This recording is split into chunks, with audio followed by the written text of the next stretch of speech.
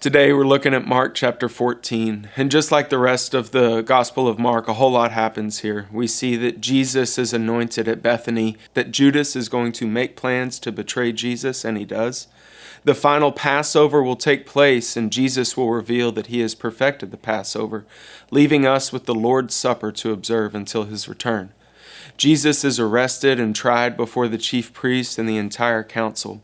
But what I want us to drill down on today is what happens with Peter. Up until this point in the Gospel of Mark, we know that Peter is a close follower of Jesus. Pete's got a track record of fierce love and loyalty to Jesus. In chapter 8, he confessed Jesus as the Christ. He was there for some of the highs, like the Mount of Transfiguration that Jim talked about in chapter 9. And he's one of the 3 closest disciples that Jesus has.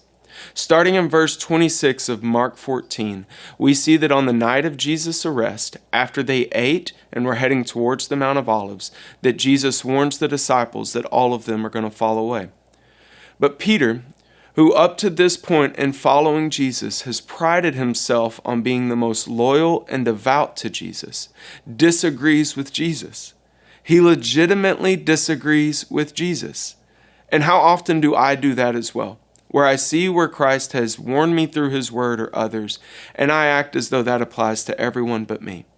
But we see Jesus' love for Peter expressed in how he very specifically shows Pete where he's going to be vulnerable.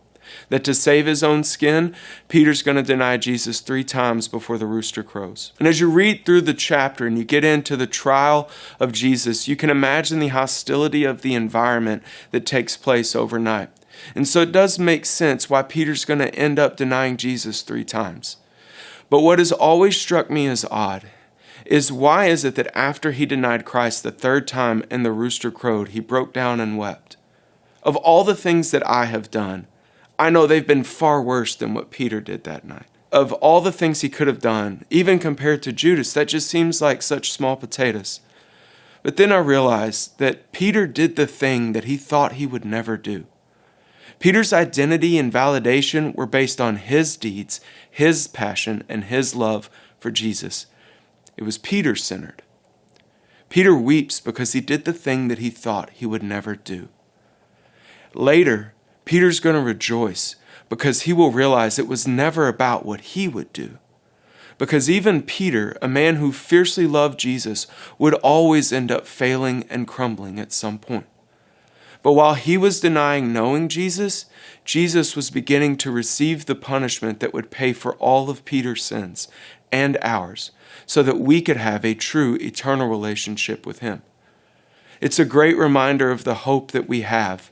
Satan wants to use those moments where I fail, where I've done the things that I thought I would never do, to take me out and draw me away from the family of God.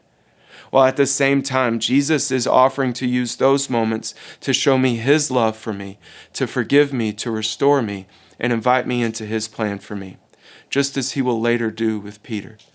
Where Peter failed in what was a Peter-centered identity and validation, Peter can now rejoice and have the freedom and abundance of life that comes with being validated by a Christ who has done all that can be done and who has offered us all of his reward.